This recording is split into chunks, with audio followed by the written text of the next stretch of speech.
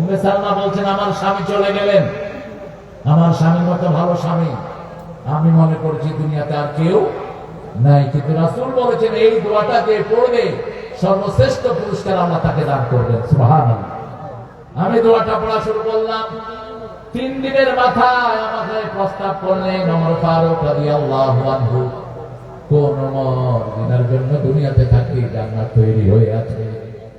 রাসূল জান্নাতে ওযু করছেন, তাকিয়ে দেখেন কি সুন্দর একটা অট্টালিকা।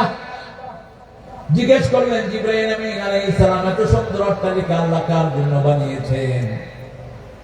জিবরাইল আমিন আলাইহিস সালাম বললেন আপনার ওমরের জন্য আল্লাহ এই বিল্ডিং বানিয়ে রেখেছে। নিজের ঘরটা কি ছিল? অর্ধ পৃথিবী করেছো শাসন, ধুলার তক্তে বসে, খেজুর পাতার প্রাসাদ তোমার বারবার গিয়েছে খসে। জাতীয় কবি অর্ধ পৃথিবী শাসন করেছেন খেজুর পাতার ঘরে, আর এখন কুচকে নেতারও বিল্ডিং এর উপর বিল্ডিং হয়। ঠিক না বেটি? আপনাদের এখানে হয় না, মেহেরপুরতে এমনি মেহেরে বাহিরের কথা। বাংলাদেশের সবচেয়ে ছোট্ট জেলা মেহেরপুর, না আর ছোট আছে, মাত্র 3টা থানা একটা জেলা, কিন্তু সমৃদ্ধ। মেহেরপুর আমার কাছে কেন জানি মনে হয় মেহেরপুরে গরিব খুবই কম, বাকিটা আপনারা জানেন। আমার যতটুকু ফিল হয়েছে মেহেরপুর শহরে ঢুকে অনেক রিচ মনে হয়েছে আপনার মেহেরপুর। আল্লাহ কবুল করো, আরো চিৎকার করে বলেন আমিন। আমরা নামাজি হব, রাজি আছি তো? রাজি আছি তো?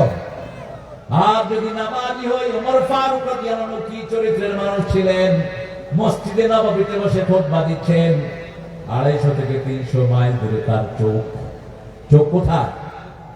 খুতবাতে দাঁড়িয়ে বলছেন ইয়া সারিয়াল জাবাল আকবির, হে পাহাড়ে উড্ডয়নকারীরা সামনে যাও, হে পাহাড়ে উড্ডয়নকারীরা সামনে যাও। খুতবা শেষের পরে মসজিদ নববীর লোকেরা জিজ্ঞেস করলো, আপনি এখানে বসে আছেন, আমরা সবাই মসজিদের মুসল্লি, আপনি পাহাড়ে উড্ডয়নকারী পেলেন কোথায়? তিনি বললেন আমি ছিলাম এখানে, আমার দৃষ্টি ছিল হিমসে। 300 থেকে 250 থেকে 300 মাইল দূরে সাহাবায়ে কেরাম যুদ্ধ করছিলেন। আল্লাহু আকবার। আমি তাদেরকে এখান থেকে ডিরেকশন দিয়েছি। তারা যখন ফিরে আসলো, লোকেরা জিজ্ঞেস করলো কয়েক দিন আগে ওমর ফারুক আপনাদেরকে নির্দেশনা দিয়েছেন, শুনেছেন কিনা? তারা বলল তোমরা যেমন শুনেছো আমি তেমনই শুনেছি। সকালবেলায় খেজুর বন্টন করছেন ওমর, আলী হাত পাতলেন, ওমর ফারুক একটা খেজুর ওনাকে দিলেন, আলী যেন খেয়ে বললেন খুব মজা, আরেকটা দেন। ওমর ফারুক বলেন লাউ জিদনাকা মুহাম্মদ লা জিদনা, রাসূল সাল্লাল্লাহু আলাইহি ওয়াসাল্লাম যদি তোমাকে আরেকটা দিত আমিও আরেকটা দিতাম। আলী বাবা, আলী গত রাতে স্বপ্ন দেখেছেন একজন লোক রাসূল সাল্লাল্লাহু আলাইহি ওয়াসাল্লামের কাছে অনেকগুলো খেজুর এনে দিয়ে গেল। রাসূল সাল্লাল্লাহু আলাইহি ওয়াসাল্লাম সবাইকে খেজুর দিচ্ছেন, আলী হাত পাতলেন, আলীকে একটা দিলেন। আলী যেন আবার হাত পাতলেন, রাসূল দিলেন না। ঘুম থেকে উঠে দেখে ওমর ফারুক কি বিলি করছেন, কথা কন না, খেজুর বিলি করছেন। একটা খেয়ে বললো মজা, আরেকটা দেন। এখন আলীর স্বপ্নের কথা বলছেন ওমর। আলী বলছেন তুমি আমার স্বপ্নের খবর জানলা কেমনে? আলী রাদিয়াল্লাহু আনহু জবাব দিচ্ছেন মুমিনের কালটা আল্লাহ পরিষ্কার করে দেয়। ইত্তাকু ফিরাসাতাল মুমিন ফাইন্নাহু ইয়ানজুরু বিনূরিল্লাহ, মুমিনের দূরদর্শিতা থেকে বাঁচো, কারণ মুমিন আল্লাহর নূর দিয়ে তাকায়। একজন মুমিন ভবিষ্যৎবাণী যা করেছেন সব করে গেছে বাংলাদেশে, ঠিক না ঠিক? তিনি বলেছিলেন আমরা মৌলবাদী, তোমরা আগাবাদী, আমরা থাকি গোড়ায়, তোমরা থাকো আগায়, বেশি তেড়ি বেড়ি করবা, লড়া দেবো, মামু বাড়ি দিন গিয়া পড়বা। হয় নাই বোধহয়, হয় নাই বোধহয়।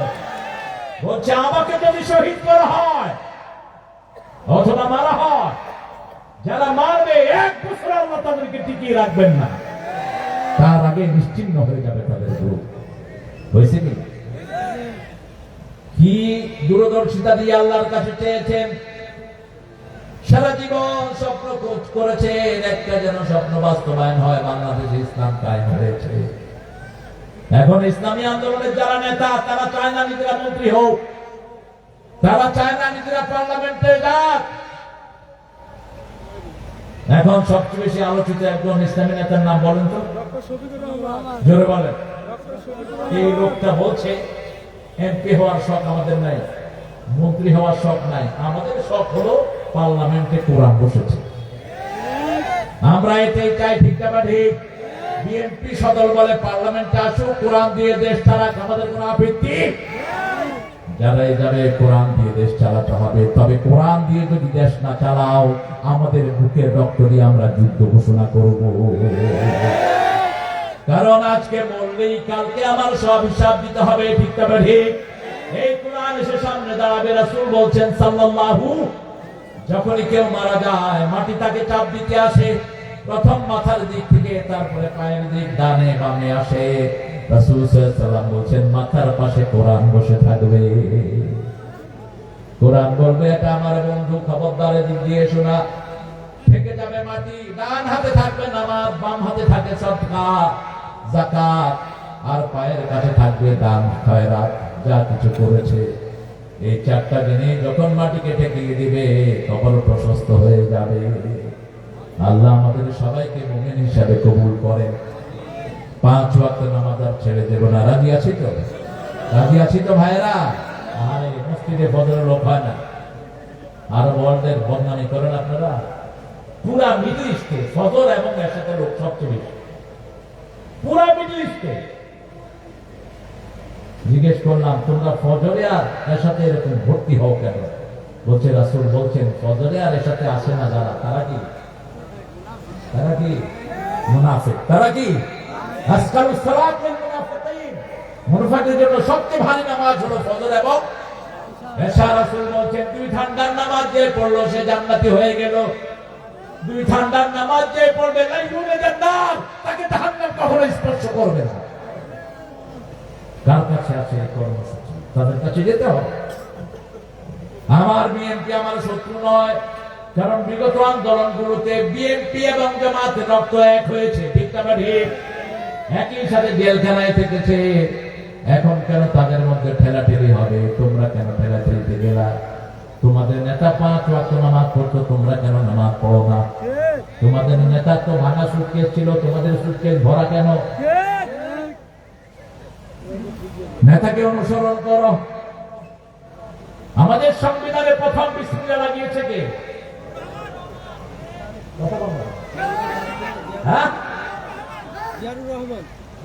যিনি যেটা করেছেন তাকে সেটা স্বীকৃতি দিবেন।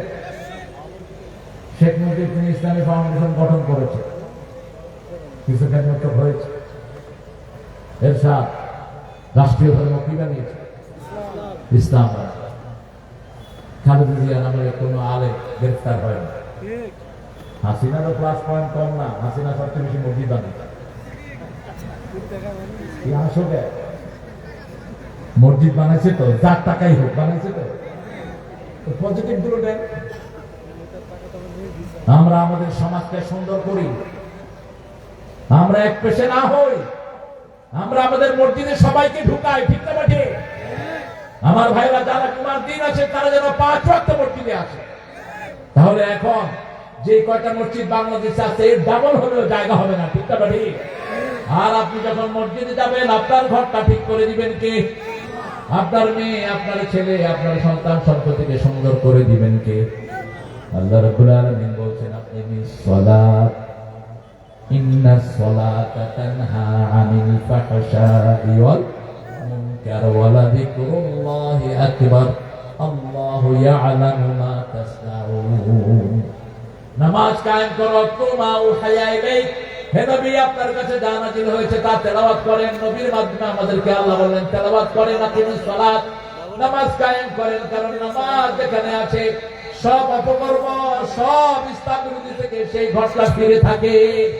5 ওয়াক্ত শুধু বাচ্চাদেরকে নামাজে নিয়ে যান, দেখবেন আপনার ঘর সুন্দর হয়। কেন? আপনার স্বামী স্ত্রী নামাজ পড়েন, দেখবেন আপনার মেয়েরা এমনি নামাজি হয়ে গেছে। ঠিক না ঠিক? সালাতের এই কর্মসূচির কাছে আমাদের আসতে হবে। আল্লাহ বলছেন এই 2টা গুণ যার মধ্যে থাকবে আমি আল্লাহ নিজে তার সাথে থাকি, তার নাম হলো ধৈর্যশীল। তার নাম কি? ইয়া আইয়ুহাল্লাযীনা আমানু ইসতাঈনু বিস-সাবরি ওয়াস-সালাহ ইন্নাল্লাহা মা'আস। কথা বলেন আল্লাহ বলতেন ইন্নাল্লাহা মা'আল মুসাল্লিন। আল্লাহ তো সেটা বলেন না। আল্লাহ বলেন আল্লাহ ধৈর্যশীলদের সাথে আছেন। সুবহানাল্লাহ। বাংলাদেশের সবচেয়ে বেশি অভাব কিসের? ধৈর্যের। সবচেয়ে বেশি অভাব ধৈর্যের। ফট করে মন্তব্য করে ফেলে একজনের ব্যাপারে, কোন আগে কিছু চিন্তা করে না। আর এখন তো ফেসবুক ওপেন।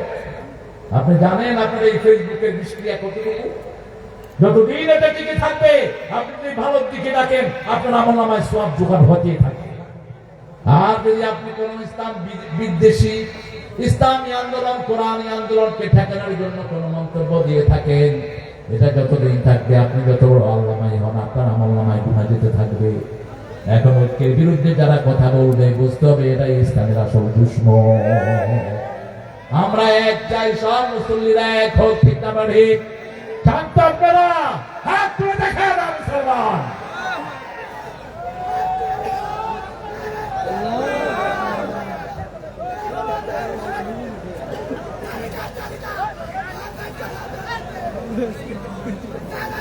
আরে কি কর বেটা, কি জানবে? এক লুকিত বাগান শেষ করার জন্য যথেষ্ট। তুমি চুপ করে থাকো। হ্যাঁ বাবা, তুমি কথা বলো না। এরপরে আল্লাহ বলছেন নামাজ কায়েম করতে গেলে আপনাদেরকে রক্ত দিতে হবে। যেমন রক্ত দিয়েছে আবরার, যেমন রক্ত দিয়েছে আবু সাঈদ, ঠিক আছে ঠিক? নামাজ কায়েম করতে গেলে বেনামাজীদের গায়ে আগুন ধরে যায়।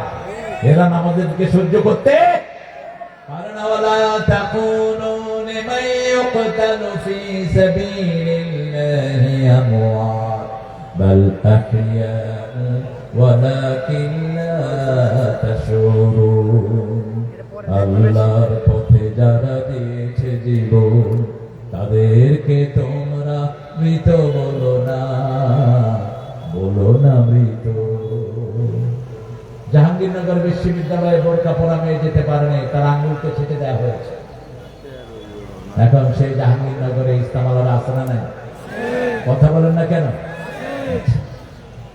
ঢাকা ভার্সিটিতে হিন্দু ছেলেকে পিটিয়ে যত কইছে আমি হিন্দু, লুঙ্গি খোলা ছাড়া ছাড়া। দাঁড়ি ছিল ছেলেটা, মনে করছে এটাই বলে শিরিক বিদায়। আমি ঢাকা ভার্সিটির ছাত্র, কি কঠিন অবস্থা আমাদের গিয়েছে আমরা জানি। এখন ঢাকা ভার্সিটিতে ছেলেরা বোধ নেই, কাউকে বের করছে? কথা কন না কেন? বের করছে কাউকে? করে না, বরং বিএনপি শিবির একসাথে গলা মিলে মিলে থাকছে, ঠিক না ঠিক? একই সাথে কাজ করছে। এটাই সুন্দর। এটা ঘুরতে থাকে, কখনো আপনি আসবেন, কখনো আমি আসবো, কিন্তু আমাদের সম্পর্ক কখনো নষ্ট হবে না। আপনি মারা গেলে আপনার জানাতে তো আমরাই আসবো, ঠিক না ঠিক? এই জন্য কোন দলকে ছোট করে দেখার কোন কারণ। আমরা সব এক আল্লাহর দিকে ঘুরবো। কার দিকে? আমরা মসজিদে যখন যাই তখন আমরা কালেমা পড়া মুসলমান। মসজিদ থেকে বেরিয়ে যখন কালেমা থেকে বেরিয়ে যায় তখন মুনাফিকের খাতায় নাম হয়, ঠিক না ঠিক? কিছুক্ষণ মুমিন, কিছুক্ষণ কাফের। রাসূল বলেছেন এমন একটা সময় আসবে, সকালে মুমিন, বিকালে কাফের, বিকালে মুমিন, সকালে কাফের। সেই সময়টাই এখন এসেছে। মসজিদে যখন ঢুকি প্রথম বলি আল্লাহু আকবার। আল্লাহ আপনার আইন থেকে, আপনার কানুন থেকে বড় কিছু নাই। সব কিছুর উপরে সবার